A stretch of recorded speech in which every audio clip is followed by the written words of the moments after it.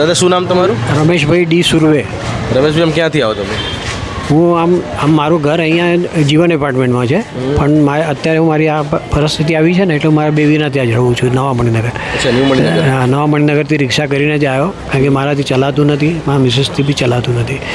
પણ અહીંયા વ્યવસ્થા સારી છે, કારણ કે મેં આવતાની સાથે એમને કીધું કે ભાઈ સુપર સિનિયર સિટીઝન માટે તો મને પછી આગળ લઈ ગયા, મારા મિસિસને બી આગળ લઈ ગયા. અચ્છા, મોટી વ્યવસ્થિત થઈ ગયો. તો તમને તકલીફ ના પડી આવી રીતના? કશું તકલીફ નથી પડી. બરોબર છે. તમે કેટલા સમયથી વોટિંગ કરો છો? વોટિંગ સાહેબ મને 75 વર્ષ થયા, એટલે 18 વર્ષ પછી તો ચાલુ થયું. હવે ઘણું વર્ષોથી અમદાવાદમાં જ? વર્ષોથી અમદાવાદમાં. તો અમુક આટલા વર્ષોથી અમદાવાદમાં છો, કોની કઈ પાર્ટી જનતા વોટ કરો?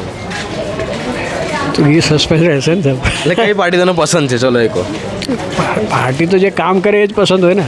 વર્ષોથી તો અહીંયા એક જ પાર્ટી દેખાય છે અમદાવાદમાં. એ તો અત્યાર સુધી તો કોંગ્રેસ જ હતી, પણ હવે લોકો થોડું બધું તમારા સમયમાં કોંગ્રેસ હશે? હા.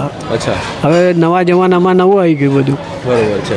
તો એ જમાનો સારો હતો કે આ જમાનો સારો છે? આ જમાનો સારો છે. આ જમાનો સારો છે, એટલે તમે વોટિંગ કોને કર્યું ખબર પડી ગઈ. હું બી પ્રેસવાળો જ છું. અચ્છા. ઇન્ડિયન એક્સપ્રેસમાં પબ્લિક રિલેશન ડિપાર્ટમેન્ટમાં હતો. 30 વર્ષ ત્યાં સર્વિસ કરી અને આખું ગાંધીનગર સંભાળતો હતો. અરે વાહ.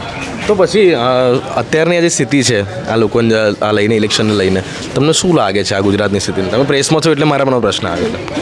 હવે શું છે કે અત્યારે અહીંયાની થોડી ધક્કું ચપ્પું લાગે છે, કારણ કે જો કાલે પાછું છેલ્લે સુરતમાં ઊભું થઈ ગયું કે ભાઈ ચલો રાજકોટ વોટિંગ કરવા, કારણ કે સુરતનું વોટિંગ બંધ છે ને. એક માણસ તો આમને જ આવ્યો છે, એટલે થોડું ડર તો લાગે છે કે ગયા વખતે 26 સીટો આવી હતી, પણ આ વખતે પોસિબિલિટી ઓછી લાગે છે. એટલે કેટલી સીટો કપાઈ શકે છે? 4-5 સીટો તો કપાશે એવો અંદાજ છે. 4-5 સીટો કપાશે અંદાજ છે. એટલે ગુજરાત ભાજપનો ગઢ કહેવાય અને એમાં પાછી 4-5 સીટો કપાશે કદાચ. આ બધા ઊભા થયેલા છે ને. હવે જો ને ત્યાં નવસારીમાં એક નવો ઊભો થઈ ગયું કોળી સમાજમાંથી. અચ્છા. પણ મને લાગે ભાજપને મોટો ફટકો પડી શકે એવું થાય ને? થશે. અને પાછું અત્યારે આજે ગરમી બી વધારે છે. અચ્છા. અમે પોતે જ હેરાન થઈ ગયા, પણ મેં કીધું નહીં, ગમે તે થાય વોટિંગ તો કરી આવવાનું. કોઈને બી કરો વોટ, પણ કરો. આ દેશનું આપણા પ્રતીક છે. આજે 18 દેશોના લોકો જોવા આવ્યા છે કે તમારું વોટિંગ કેવી ચાલે છે. બરોબર છે. તો અહીંયા કોઈ વ્યવસ્થા કરી ગરમી માટે? એ વ્યવસ્થા તો અત્યારે આ બધું લગાવ્યું જ છે ને. ટેન્ટ બાંધ્યો છે, બધું કર્યું છે. હવે એનાથી વધારે શું કરે? બરોબર. ટેમ્પરરીમાં. બરોબર છે. ના, પણ વ્યવસ્થા સારી છે.